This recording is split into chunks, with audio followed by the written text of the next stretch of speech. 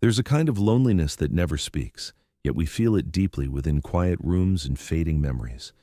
We see gray hair as a sign of time passing, but Scripture calls it a crown of glory. So why does the world treat those who carry it as if they no longer matter? We begin to wonder if this silence is not emptiness, but something sacred. What if being alone does not mean being forgotten, but being chosen? What if God is closer in that stillness than we ever imagined? Like, subscribe, and leave a comment so God may bless you, and those who stay until the end will receive a special blessing. Number 1, alone does not mean abandoned. We often assume that when someone grows old alone, it must mean they have been left behind, forgotten by people, and perhaps even by God. But what if that assumption is completely wrong? What if the silence we see is not emptiness, but a space where God chooses to draw closer than ever before?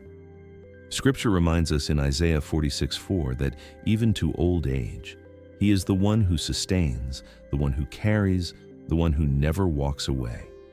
That is not poetic comfort. It is a promise. And yet, we struggle to believe it when we see an elderly person sitting alone in a quiet home, surrounded by memories but lacking presence. We interpret their situation through human eyes, not through divine truth. We see absence, but God may see alignment. We see isolation, but God may see preparation. Think about this for a moment. Some of the deepest encounters with God in Scripture did not happen in crowds, but in solitude. Moses stood alone before the burning bush. Elijah heard God not in the storm, but in a gentle whisper when he was isolated and weary. What if the same pattern still exists today? Could it be that being alone is not a sign of being forgotten, but a sign of being set apart? Could it be that in the quiet, God is doing His most personal work? Before we rush to label loneliness as loss, we need to ask a deeper question. Are we witnessing abandonment, or are we witnessing a calling that we do not yet understand? Number 2, the pain. No one sees is the pain that shapes the soul. There is a kind of suffering that never asks for attention, and because of that, it is often the most overlooked. Many elderly people do not complain. They do not demand presence. They simply adjust to the silence day after day until it becomes part of their reality. And we, watching from the outside, mistake that quiet endurance for peace. But what if it is something deeper? The greatest pain of growing old alone is not always physical. It is the slow feeling that your life is no longer needed, that your voice carries less weight, that your story is no longer being heard. That kind of pain does not leave visible scars, but it reshapes the heart. And yet, this is exactly where something powerful can begin. Scripture shows us that God often works through hidden struggles. In Psalm 34:18, we are reminded that the Lord is close to the brokenhearted, not distant, not observing from afar, close. That means the very place that feels the most empty may actually be the place where His presence is the strongest. So we have to ask ourselves something uncomfortable. When we see someone quietly enduring loneliness, are we witnessing weakness, or are we witnessing a kind of strength that has been refined over time? And more importantly, are we overlooking a soul that God is still shaping, still strengthening, and still calling for something greater than we can see? Number 3, chosen for purpose, not set aside by time. We tend to measure usefulness by activity, by speed, by how visible someone is in the present moment. And when those things begin to fade with age, we quietly assume that purpose fades with them. But Scripture tells a very different story. In God's design, purpose is not tied to youth. It is often revealed through time. Consider how many of God's servants stepped into their calling later in life. Moses was not chosen in his prime, but in his old age. Caleb did not ask for rest at 85, he asked for a mountain. These were not exceptions. They were examples of how God sees value where we often stop looking.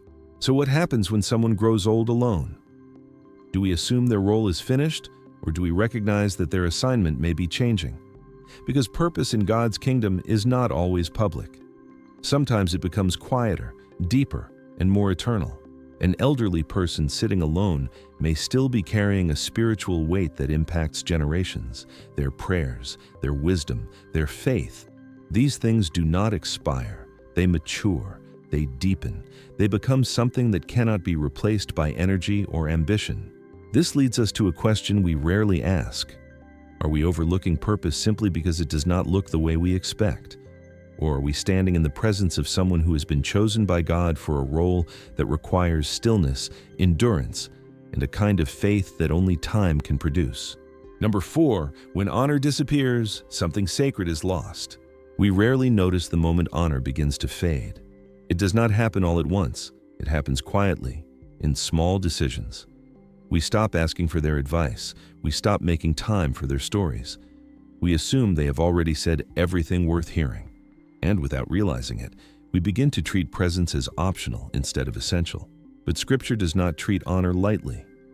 In Exodus 20:12, honoring father and mother is not a suggestion, it is a command tied to blessing. That means how we treat the elderly is not just a social habit, it is a spiritual responsibility.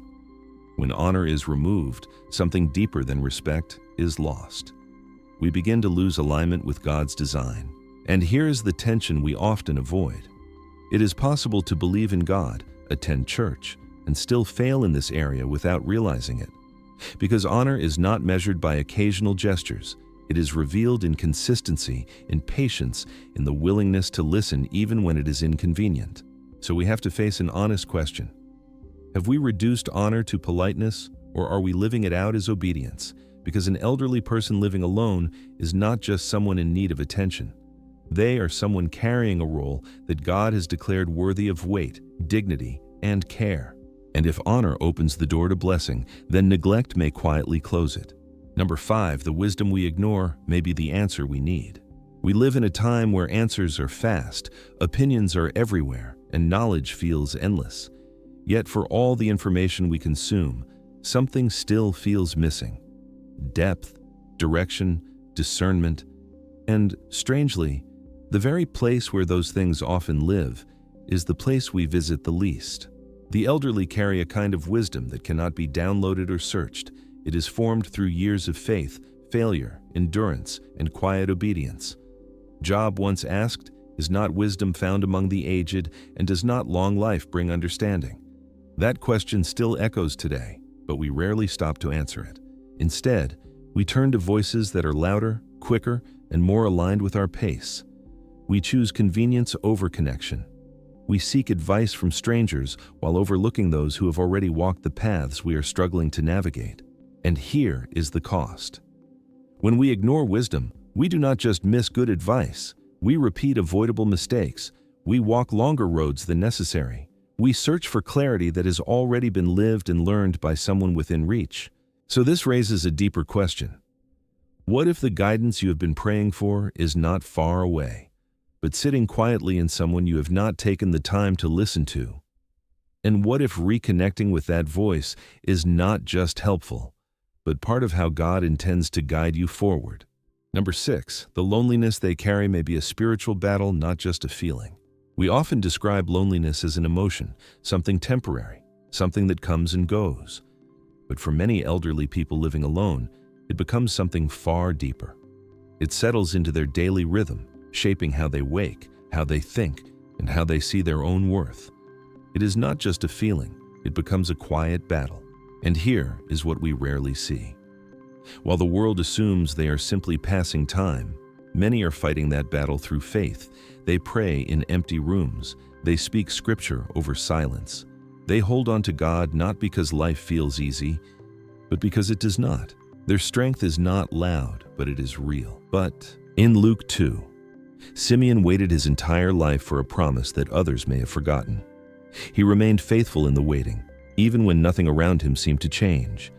And in the end, his greatest moment did not come in youth, but in old age. That pattern still speaks today. So when we look at someone who is alone, we need to see beyond the surface. We may be looking at a person whose faith has been refined through years of unseen endurance, someone who continues to believe even when the world grows quiet around them. This leads to a question that shifts perspective. Are they simply lonely, or are they standing in the middle of a spiritual battle that has made their faith stronger than we realize? Number 7, when the church looks away, the body becomes incomplete. We often speak about the church as a family, a place where every generation belongs and no one is forgotten. But if we look honestly, there are moments when that picture does not fully match reality. Not because people intend harm, but because attention shifts, energy moves toward what is visible, active, and growing, while those who grow older slowly fade from focus. An elderly believer may not leave the church physically, but they can disappear relationally. They attend less, speak less, and over time, they become names we remember rather than voices we engage. And without realizing it, the body begins to function without a part that was meant to remain. Scripture reminds us in James 1:27 that true faith is expressed through care, especially for those who are vulnerable. That includes widows, the elderly, and those who stand on the margins. This is not a side ministry. It is a reflection of the heart of God. So what happens when that care is missing? The church may still gather, worship, and grow outwardly, but something inward begins to weaken.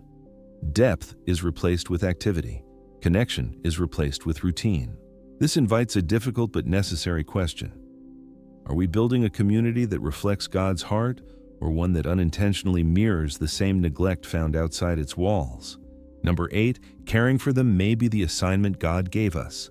We often wait for God to reveal purpose in ways that feel significant, visible, or extraordinary. We imagine calling as something that places us in front of people, not beside them. But what if purpose sometimes arrives quietly, in the form of a person who simply needs to be seen? Scripture makes this connection clear in Leviticus 19:32, where honoring the aged is directly tied to reverence for God. That means the way we respond to the elderly is not separate from our faith, it is an expression of it. Caring is not just kindness, it is obedience in action. And yet, many of us hesitate, not because we do not care, but because we feel unsure. We wonder what to say, how to help, or whether our presence would even matter. But the truth is simpler than we think. It is not about having the right words, it is about showing up. A visit, a conversation, a moment of attention can carry more weight than we realize. Because for someone who feels forgotten, presence restores something that cannot be replaced. It reminds them that their life still matters, that their story is still seen. So the question shifts. Instead of asking whether we are called to do something, we begin to ask whether we are willing. Because what if the answer to someone's loneliness is not far away, but waiting in our response? In the end, we see clearly that being alone in old age does not mean being forgotten, because in God's eyes, the elderly are still chosen, still valued, and still carrying purpose beyond what we can see. And if this opened your heart, the next video on your screen will challenge you even deeper, revealing how helping the wrong people can quietly lead you away from God's will, something many believers never realize until it's too late.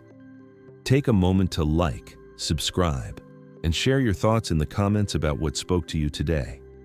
Thank you for being here, and may God fill your heart with peace, purpose, and reassurance as you walk forward in faith. See you in the next video.